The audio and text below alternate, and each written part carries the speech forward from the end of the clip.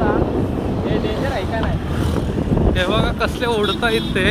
आम्ही त्यांच्या पाठी आहे आणि ह्यांनी बांधलेत बघा कशाने. एक नॉर्मल दोरी आहे त्यांनी बांधलेले आहेत. त्याचं एवढा लोड नाही की आणि तो एवढा पळत आहेत. तुम्ही स्वतः बघताय बघा कसे ते उडतायत. ते जर सटकून पाठच्या साईडला आले तर जेवढ्या गाड्या आहेत तेवढ्या टू व्हीलरवाले तर खपले डायरेक्ट. अरे निदान रेड कलर फोर व्हीलरवाले तरी थोडे वाचले. त्यांच्या टू व्हीलरवाल्यांच्या डायरेक्ट बॉडीमध्येच घुसतील ते. आणि तो पण एकदम अशी पळवतोय की भाई त्याच्याकडे काहीच नाही. हे भाई आपल्याला मारायचं नाही एवढ्या लवकर.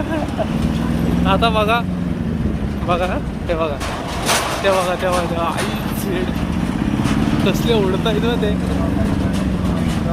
थोडं तरी लक्ष. एक तर वन वे चालू आहे. एका साईडनं गाड्या बंद केल्या तर रस्त्याचं काम चालू आहे. एका साईडनं सगळं चालू आहे आणि तो अजिबात स्लो घेत नाही. नुसता उडवतोय गाडी. नुसता उडवतोय. कसे उडतायत बघा तसं गाडी नंतर आहे.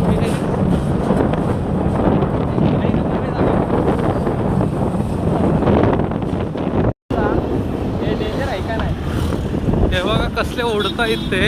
आम्ही त्यांच्या पाठी आहे आणि ह्यांनी बांधलेत बघा कशाने. एक नॉर्मल दोरी आहे त्यांनी बांधलेले आहेत. त्याचं एवढा लोड नाही की आणि तो एवढा पळत आहेत. तुम्ही स्वतः बघताय बघा कसे ते उडतायत. ते जर सटकून पाठच्या साईडला आले तर जेवढ्या गाड्या आहेत तेवढ्या टू व्हीलरवाले तर खपले डायरेक्ट. अरे निदान रेड कलर फोर व्हीलरवाले तरी थोडे वाचले. त्यांच्या टू व्हीलरवाल्यांच्या डायरेक्ट बॉडीमध्येच घुसतील ते.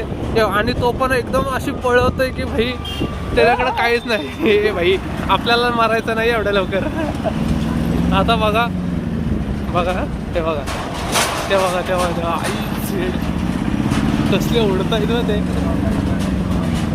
थोडं तरी लक्ष. एक तर वन वे चालू आहे. एका साईडनं गाड्या बंद केल्या तर रस्त्याचं काम चालू आहे. एका साईडनं सगळं चालू आहे आणि तो अजिबात स्लो घेत नाही. नुसता उडवतोय गाडी.